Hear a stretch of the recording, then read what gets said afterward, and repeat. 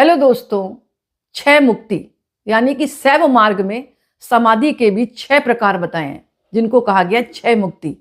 यानी शास्त्रीय होता है ऐश्वर्य, यानी कि जब भक्त जो है भगवान के ध्यान में बैठता है तो आपको सभी को पता है उसके पास सब कुछ आ जाता है, ऐश्वर्य प्राप्त होता है और उसका नाम भी होता है।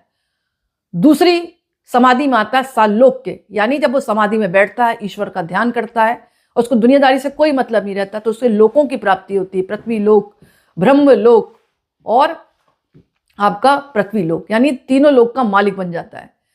तीसरी समाधि में सारूप, ब्रह्म स्वरूप हो जाता है, यानी हर व्यक्ति जो उसकी नजर में आ रहा है तो उसको क्या होता है, यानी हर चीज में उसको ब्रह्म स्वरूप ही नजर आता है, यानी जो मेरे में है वो पूरे संसार में व्याप्त है। सारूप यानी ब्रह्म स्वरूप, वो खुद इतना ब्रह्म स्वरूप हो जाता है कि सामने वाले भी उसे सब ब्रह्मा नजर आने लगते हैं। समीपे यानी ब्रह्मा के पास बैठना।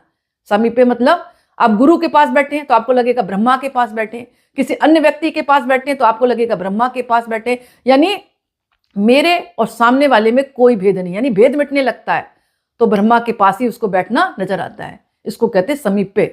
पांचवा होता है साम्य, ब्रह्मा जैसी समानता। साम्य मतलब ब्रह्मा जैसी समानता, जो ब्रह्म है वो मैं हूं, मेरे और ब्रह्मा में कोई भी अंतर नहीं है। लेकिन एक साधारण व्यक्ति इस बात को नहीं बोल सकता, क्योंकि उसके अंदर क्या होता है, काम क्रोध लोभ मोह, जब तक ये विकार नहीं मिटते तभी उसको साम्य नहीं बोला जाएगा। साम्य का मतलब है ब्रह्मा जैसी समानता, तभी ईश्वर तत्व की प्राप्ति हो जाएगी। अयम ब्रह्मसमी।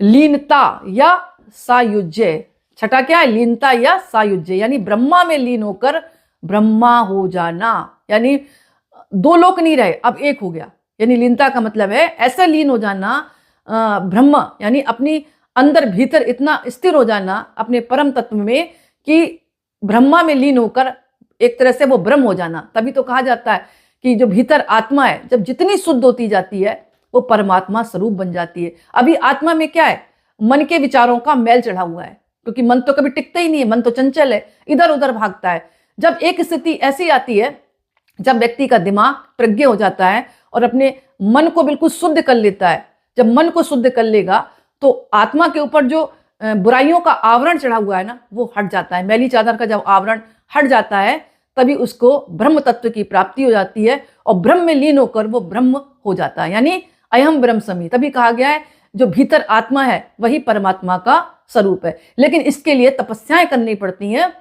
तपस्याओं का सबसे अच्छा मार्ग है व्यक्ति को वर्तमान में रहना, क्योंकि भूत को तो तुम हासिल नहीं कर सकते, भविष्य अभी आया नहीं है। और होता क्या है, हमारे दुखों का कारण क्या है,